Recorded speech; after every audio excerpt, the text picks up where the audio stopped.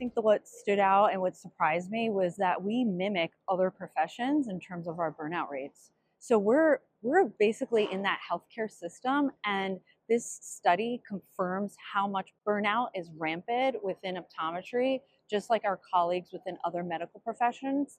And it also emphasized certain types of practice settings and way of practice that also mimics other healthcare professionals as to why we are burnt out.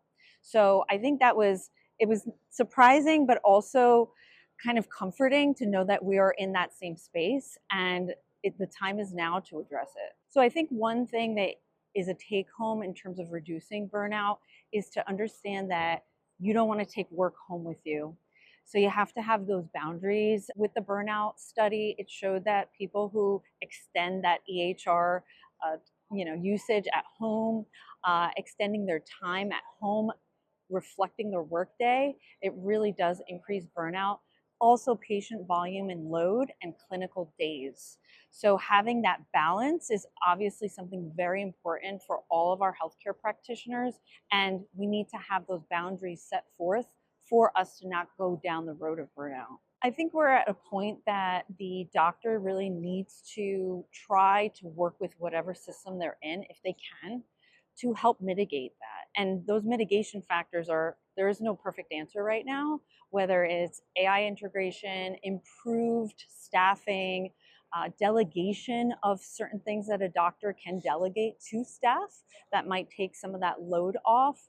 I think it's a work in progress. We're not at that answer because we're in the midst of that shift currently in healthcare. And as I said before, since we do mimic other healthcare professionals with our burnout rates, we really have to start thinking about this critically, because it's not matching and there's something that needs to be done. And it has to work from the top down and the bottom up, where we're really kind of leading the way of finding those solutions with our infrastructure. I think autonomy is a big thread, feeling that you have some sort of autonomy in your work life.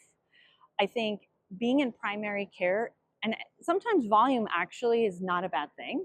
It's not necessarily always the volume. You may not have that passion towards what you're doing, and there could be a disconnect with where you are in your job description.